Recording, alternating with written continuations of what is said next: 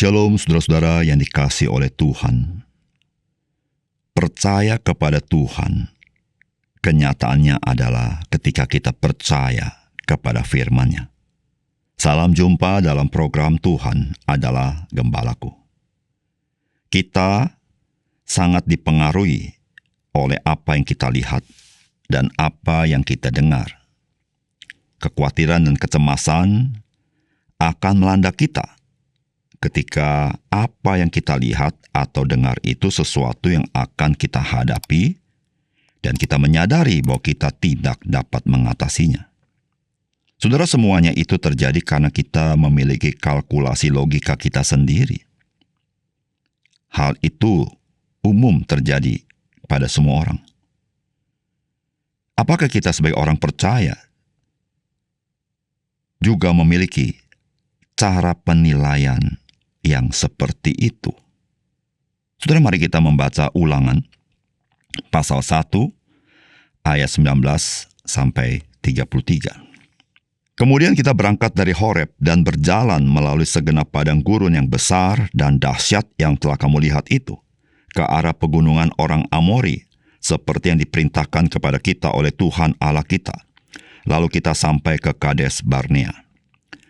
Ketika itu aku berkata kepadamu, kamu sudah sampai ke pegunungan orang Amori yang diberikan kepada kita oleh Tuhan Allah kita. Ketahuilah, Tuhan Allahmu telah menyerahkan negeri itu kepadamu. Majulah, dudukilah seperti yang difirmankan kepadamu oleh Tuhan Allah nenek moyangmu. Janganlah takut dan janganlah patah hati.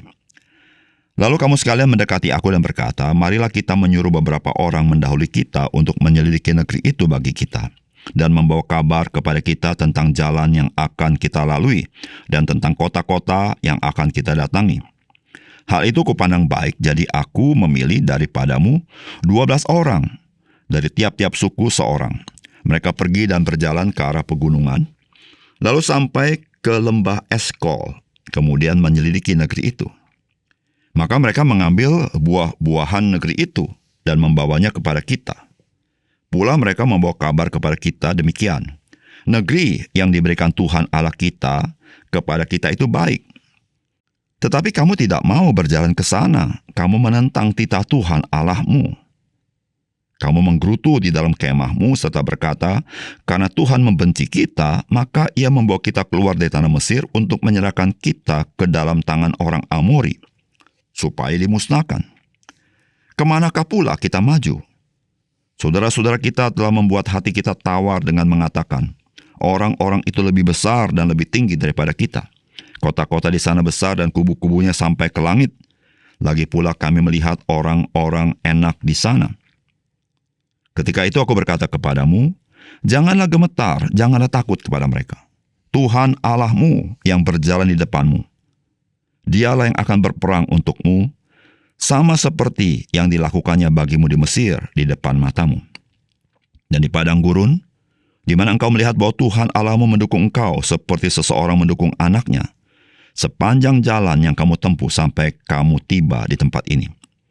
Tetapi walaupun demikian, kamu tidak percaya kepada Tuhan Allahmu yang berjalan di depanmu, di perjalanan untuk mencari tempat bagimu di mana kamu dapat berkemah, dengan api pada waktu malam dan dengan awan pada waktu siang, untuk memperlihatkan kepadamu jalan yang harus kamu tempuh. Saudara yang dikasihi oleh Tuhan, Musa sedang menceritakan kisah ketika bangsa Israel sudah mencapai titik di mana mereka akan memasuki tanah perjanjian, dan mereka sudah berada di pegunungan orang Amori, dan mereka mengutus 12 pengintai masuk ke tanah perjanjian dan memberitahukan hasilnya. Dan apa yang terjadi dengan mereka? Ternyata mereka tidak mau masuk ke tanah perjanjian. Mereka menggerutu dan mereka menganggap Tuhan itu membenci mereka. Saudara, bukankah Tuhan berjanji bahwa tanah itu diserahkan kepada bangsa Israel? Saudara, apa yang terjadi dengan bangsa Israel? Saudara, apakah pesan firman Tuhan bagi kita?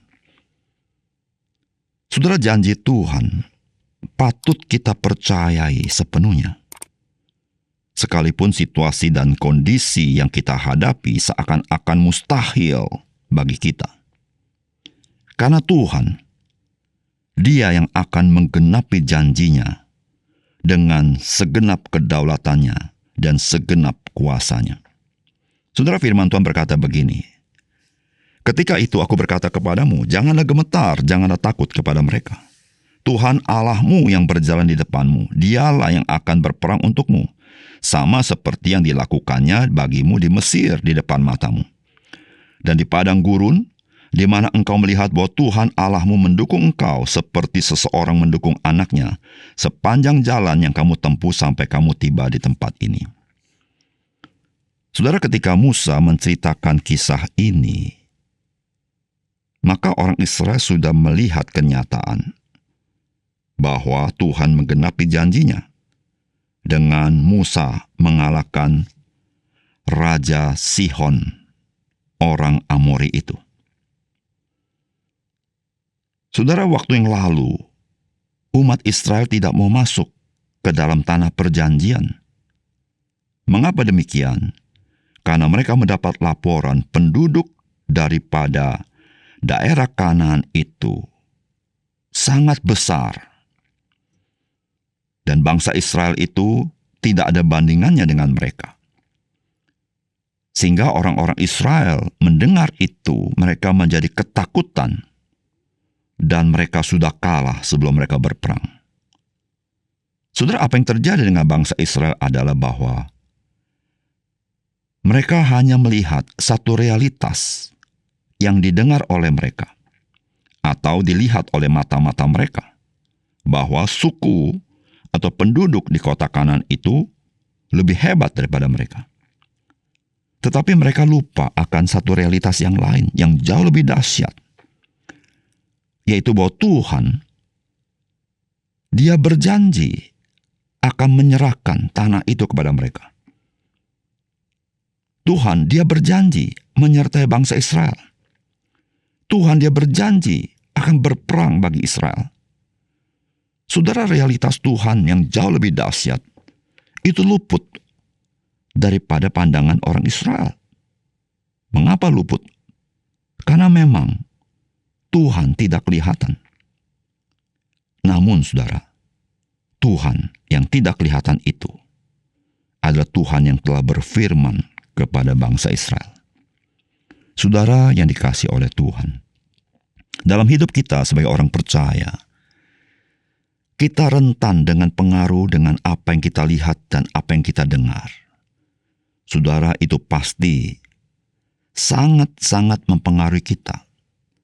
Mempengaruhi mood kita, mempengaruhi emosi kita, mempengaruhi pikiran kita, mempengaruhi konsentrasi kita, bahkan mempengaruhi kekuatan kita, bahkan kesehatan kita.